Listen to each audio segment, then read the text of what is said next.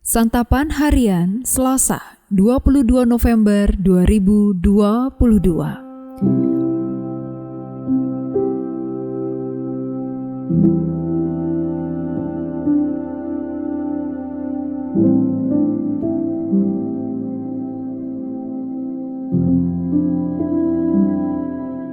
Inilah program Santapan Harian, sebuah program yang mengajak Anda menelusuri isi Alkitab, agar Anda menemukan makna firman Tuhan sesuai dengan konteksnya. Santapan Harian tertuju bagi Anda yang ingin memiliki kehidupan rohani yang segar, kuat, dan sigap.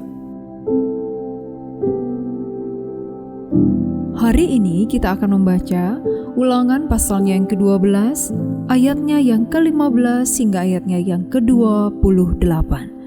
Namun sebelumnya, mari kita berdoa. Firman-Mu adalah pedoman berharga bagi hidup kami. Bimbinglah kami di dalam perenungan firman-Mu saat ini. Di dalam Kristus Yesus, kami memohon. Amin. Ulangan 12 ayat 15 sampai 28. Tetapi engkau boleh menyembelih dan memakan daging sesuka hatimu, sesuai dengan berkat Tuhan Allahmu yang diberikannya kepadamu di segala tempatmu. Orang najis ataupun orang tahir boleh memakannya, seperti juga daging kijang atau daging rusa. Hanya darahnya janganlah kau makan, tetapi harus kau curahkan ke bumi seperti air. Di dalam tempatmu tidak boleh kau makan persembahan 1/10 dari gandummu, dari anggurmu, dan minyakmu, ataupun dari anak-anak sulung lembu sapimu, dan kambing dombamu, ataupun sesuatu dari korban yang akan kau nazarkan, ataupun dari korban sukarelamu, ataupun persembahan khususmu. Tetapi di hadapan Tuhan Allahmu, haruslah engkau memakannya.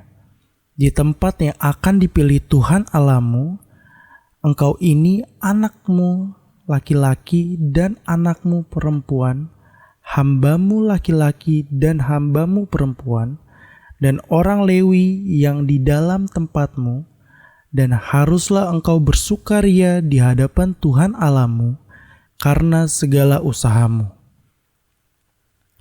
Hati-hatilah, supaya jangan engkau melalaikan orang Lewi selama engkau ada di tanahmu.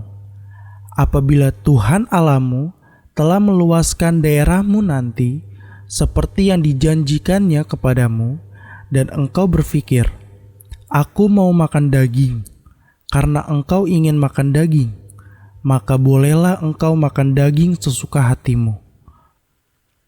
Apabila tempat yang akan dipilih Tuhan Allahmu untuk menegakkan namanya di sana terlalu jauh dari tempatmu, maka engkau boleh menyembelih dari lembu sapimu dan kambing dombamu yang diberikan Tuhan kepadamu, seperti yang kuperintahkan kepadamu, dan memakan dagingnya di tempatmu sesuka hatimu. Tetapi engkau harus memakan dagingnya seperti memakan daging kijang atau daging rusa. Baik orang najis maupun orang tahir boleh memakannya. Tetapi jagalah baik-baik, supaya jangan engkau memakan darahnya, sebab darah ialah nyawa, maka janganlah engkau memakan nyawa bersama-sama dengan daging. Janganlah engkau memakannya, engkau harus mencurahkannya ke bumi seperti air. Janganlah engkau memakannya, supaya baik keadaanmu dan keadaan anak-anakmu yang kemudian, apabila engkau melakukan apa yang benar di mata Tuhan. Tetapi persembahan kudusmu yang ada padamu dan korban nazarmu haruslah kau bawa ke tempat yang akan dipilih Tuhan. Engkau harus mengolah korban bakaranmu, daging dan darahnya, di atas mezbah Tuhan Allahmu, dan darah korban sembelihanmu haruslah dicurahkan ke atas mezbah Tuhan Allahmu tetapi dagingnya boleh kau makan. Dengarkanlah baik-baik segala yang kuperintahkan kepadamu, supaya baik keadaanmu dan keadaan anak-anakmu yang kemudian untuk selama-lamanya, apabila engkau melakukan apa yang baik dan benar di mata Tuhan Allahmu.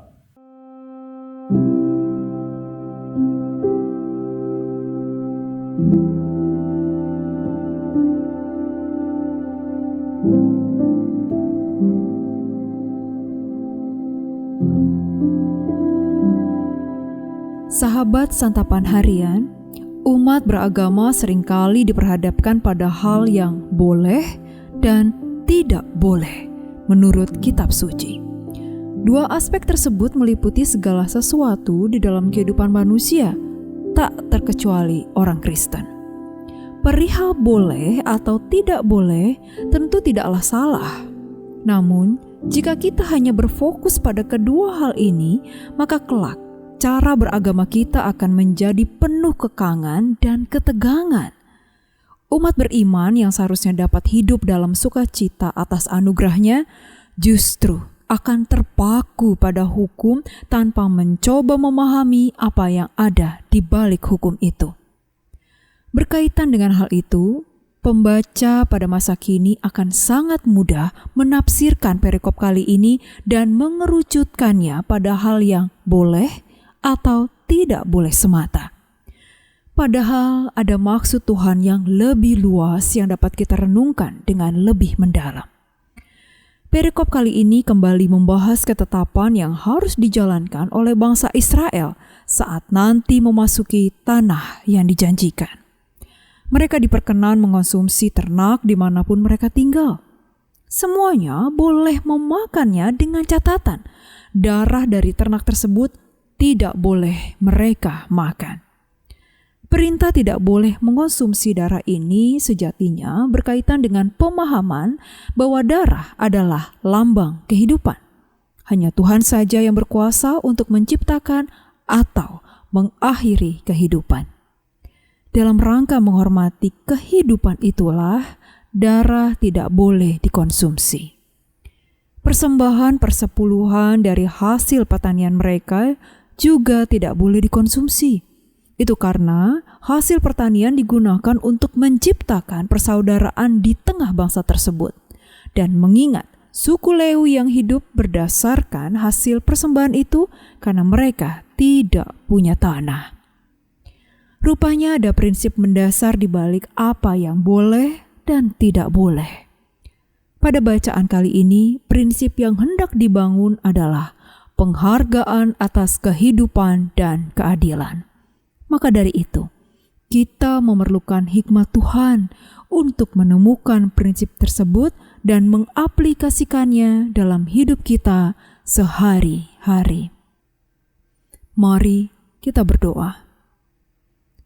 Tuhan Allah, terima kasih karena Engkau memberi kami ketetapan dan kehendak-Mu yang tertera di dalam Alkitab, sumber air hidup bagi kami. Tolong kami untuk membaca, merenungkannya dengan setia, dan terlebih mewujud nyatakannya di dalam langkah hidup kami setiap hari. Di dalam nama-Mu, Yesus Kristus, kami berdoa. Amin.